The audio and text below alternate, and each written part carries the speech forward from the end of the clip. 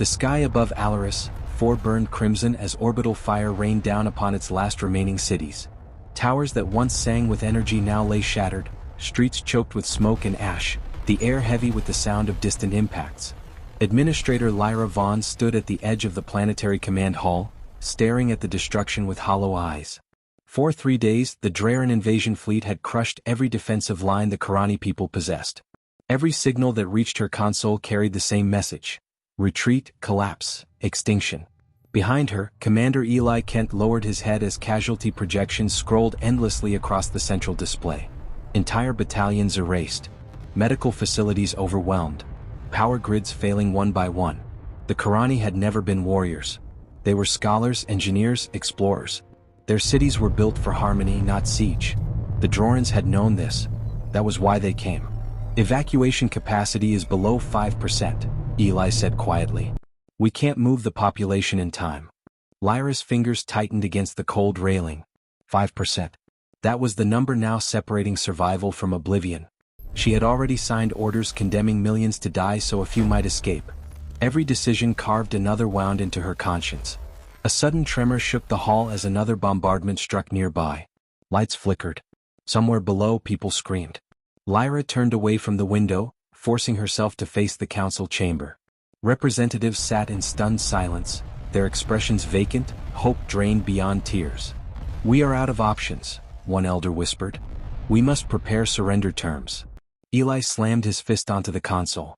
The Drorans don't accept surrender. They accept submission, or annihilation. Silence followed, thick and suffocating. Lyra felt it then, the finality settling over the room like a funeral shroud. Alaris IV was dying. Their history, their culture, their children, everything would vanish into the cold record of conquered worlds. An officer rushed in, breathless. Administrator. Long-range sensors are detecting new vessels entering the system. Lyra barely reacted. Draren reinforcements? She asked dully. No, the officer said. Unknown origin. Not Draren. Not Karani. The room stirred. Eli stepped forward. Transmit identification request. Seconds passed. Then the display shifted, revealing sleek ships cutting through space with deliberate precision. Clean lines. Heavy armor. No ceremonial markings. No known registry.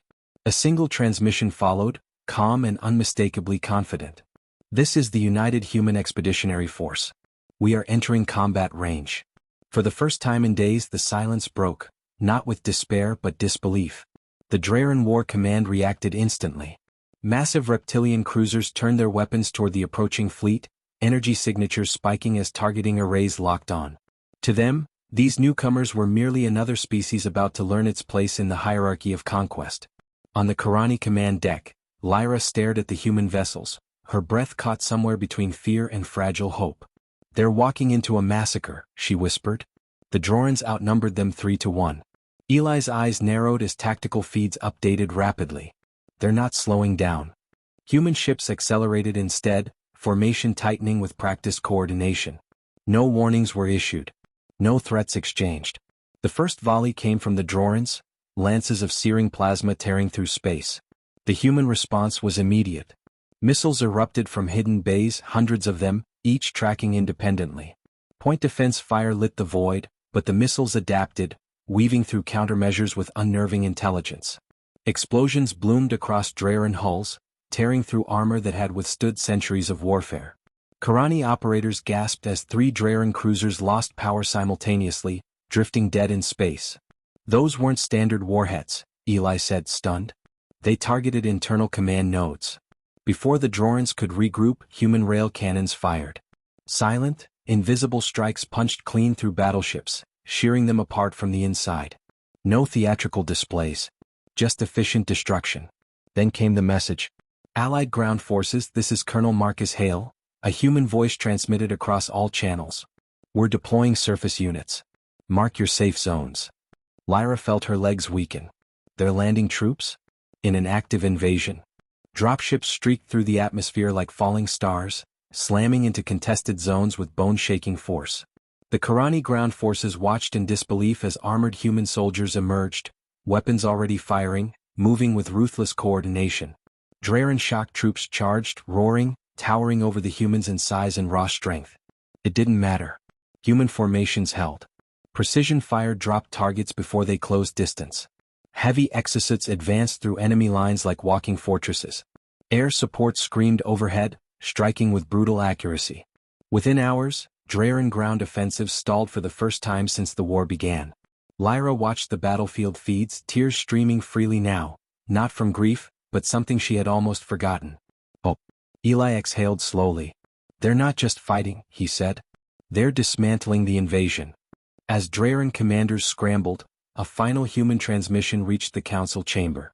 We heard your distress call, Colonel Hale said. And we don't abandon worlds to extinction. Lyra straightened, resolve igniting where despair once lived. Then Alaris IV will remember humanity, she said softly, because the galaxy had just learned something new. When humans decided a war was unjust, they didn't negotiate survival. They enforced it. The war did not end in a single day, but the balance had already shifted beyond recovery. Human forces pressed relentlessly, cutting supply lines, isolating Draren command ships, and reclaiming territory that had been written off as lost. Every advance carried the same message. The invasion was no longer inevitable. Karani civilians emerged from shelters to witness scenes once thought impossible. Human medics worked beside Karani healers, treating wounded without hesitation or distinction. Engineers restored power grids under active fire.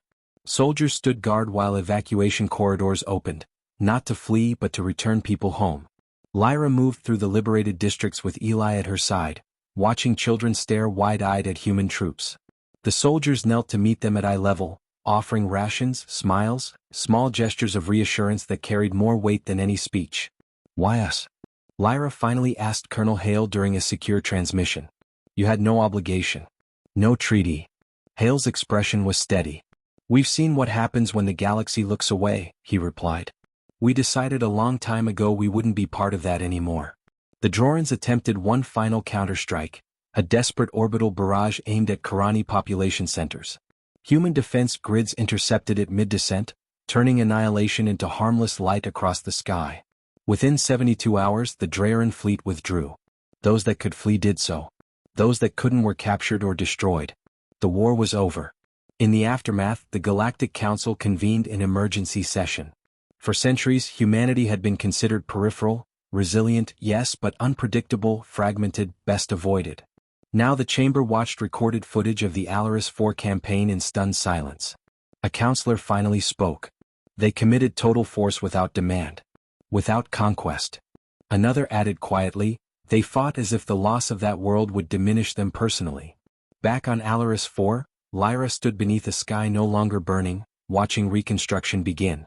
Human banners never flew over Karani cities. No occupation followed. No tribute demanded. Instead, a simple plaque was installed near the rebuilt command hall. To those who stood when hope fell silent. Lyra understood then that the galaxy had changed, not because humanity had arrived with power, but because they arrived with conviction. And conviction, once demonstrated, was impossible to ignore. Years later, the story of Alaris IV became required study across dozens of systems. Military academies analyzed the tactics, economists studied the logistical miracle, and diplomats debated the consequences of humanity's intervention. But among civilians the lesson was simpler. Hope was no longer theoretical. Lyra Vaughn, now serving as Alaris IV's planetary ambassador, stood before the Galactic Assembly as delegates whispered around her. She did not raise her voice when she spoke. She did not need to. When my world was burning, she said, we believed extinction was inevitable. Not because we lacked courage, but because we stood alone. She paused, letting the memory settle. Humanity changed that equation. Screens behind her displayed images, human soldiers shielding Karani evacuees, engineers rebuilding shattered spires, medics saving lives that statistics had already declared lost. They did not ask for our resources. They did not claim our territory. They did not demand allegiance, Lyra continued. They fought because they believed some lines should never be crossed. Across the chamber, human representatives remained silent. The council voted that day to recognize a new doctrine, one not written by law but by precedent. Any species facing annihilation could issue a call for aid. And humanity would answer. Not always with soldiers. Not always with force. But always with presence. Back on Alaris IV, children played in streets once reduced to rubble. The scars of war remained, but they no longer defined the future. Statues were raised, not of conquerors but of shared sacrifice. Eli Kent, now overseeing planetary defense, watched human ships depart the system. "They're really leaving," he said quietly. Lyra nodded. "That was never the point." As the last vessel vanished into the stars, a Karani child asked, "Will the humans come back?" Lyra smiled. "If they're needed." The galaxy would remember the moment hope died, and was resurrected not by destiny but by choice. Because when humanity arrived, everything changed. Not the stars. Not the laws of war. But what the galaxy believed survival truly meant.